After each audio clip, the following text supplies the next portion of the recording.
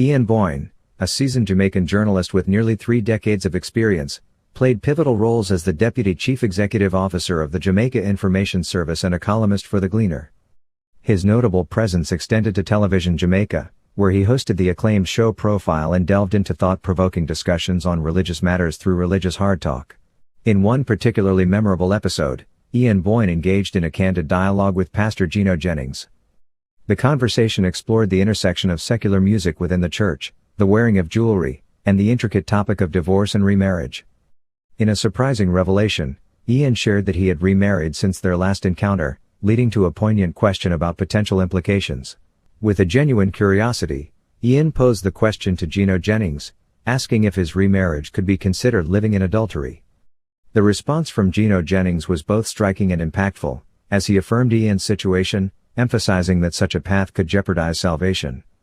There was a time when all the churches were agreed that remarriage was sin. But now even Pentecostals, apostolics have changed. I guess you would say gone along with the world on this matter of divorce and remarriage. Why do you think this is such a crucial issue? Many believe this is one of your harshest doctrines. Because you not only, there are those who condemn remarriage, but who say upon coming in the church, upon repentance, God is a forgiving God. God would never expect that a man remarried, having 3 children with his second wife, that he would break up that loving relationship and go back to live singly. Why would you require that? First and foremost, it is written that you're bound by the law as long as you live. Romans 7. Preachers, as you've mentioned, churches held that starchly. The so-called apostolic faith churches was known to hold that starchly. But now, the preachers are getting tired of having one wife. So they're trading, yes. So they trade in like you do a car. Trading a wife. Or they try to make a way out for self. Not only that, the justification of divorce increased membership.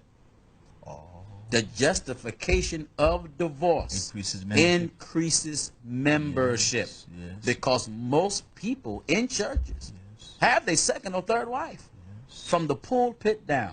The PAW, the Pentecostal Assemblies of the World, the UPC, United Pentecostal Churches. Remarriage and divorce is a common practice among church people.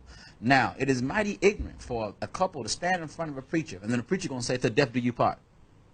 Why tell me to death do I part? When you know that there are conditions. Exactly. And they're going to get married, not with the intent to even stay together. This is why most couples now get married with a prenup, prenuptial agreement. Yes. Which is simply the intent to divorce. We're just prepping ourselves. Yes. Not to stay in this relationship.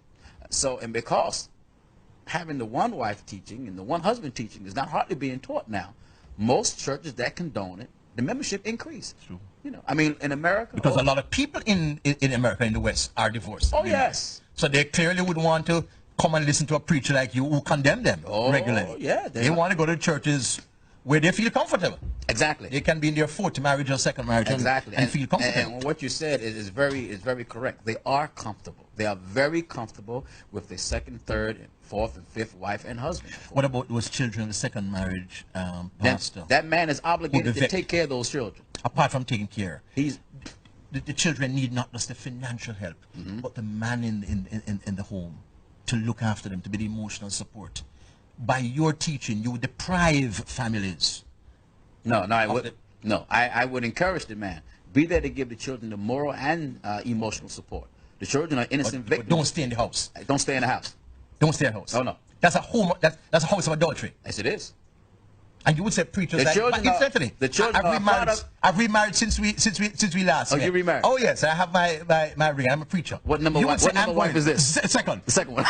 you would say that I'm going home to adultery. Oh yes. Oh yes. Clearly, I'm going home to adultery. Your first wife still living? Yes. Your first wife still living? Yes. Every time you go home and get in bed with the second one, you commit adultery. I'm an adulterer. Yes, you are. So I can't justify to preach against you adultery. You are an adulterer who's getting up in the pulpit preaching against adultery and hosting me on television. And it's hypocrisy. Yes, it is hypocrisy. It is written, if you build up again the things you destroy, you make yourself a transgressor. And there are too many transgressors like us. Of course it is. Out there. Yes, it is. And we need strong preachers. Well, at least you like confess that you're Most men won't even confess. Most men won't even confess. They won't even confess. But I need to move on now to forsake my transgression. You will have to. And to confess. Oh, yes. Getting into the kingdom of God should be man and woman first priority. First priority is escaping hell.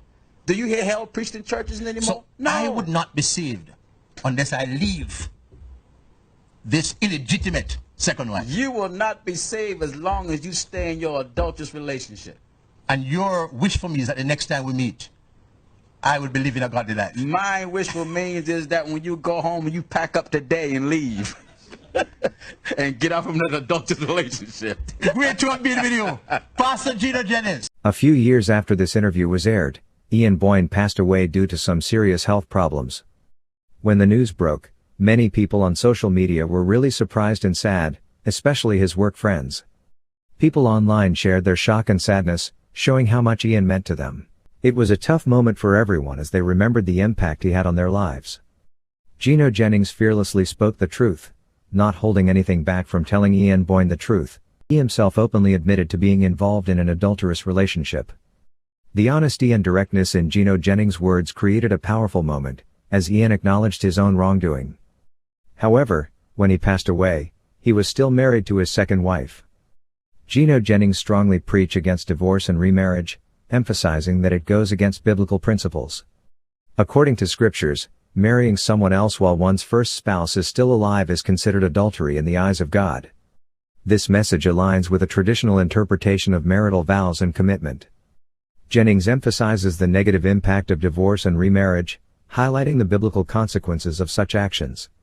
He often points to the biblical teachings that stress the sanctity of marriage and the importance of upholding marital vows. Critics, however, argue that strict adherence to such principles may overlook the complexities of individual circumstances and the potential for personal growth and happiness in second marriages. They contend that a more compassionate and understanding approach is needed, acknowledging that situations leading to divorce can be complicated and that people may seek remarriage as a means of finding love and fulfillment. Their argument extended by saying that the debate surrounding divorce and remarriage in religious contexts should involve a balance between adhering to traditional interpretations and recognizing the evolving dynamics of modern relationships. There are some who argue that compassionate circumstances may justify it, while others adhere to more traditional views that emphasize the sanctity of marriage. Within the church, interpretations of biblical passages like Matthew 19 and verse 9 differ. Some believe that exceptions such as adultery or abandonment permit divorce and remarriage, while others emphasize a more conservative stance, advocating for marital commitment despite difficulties.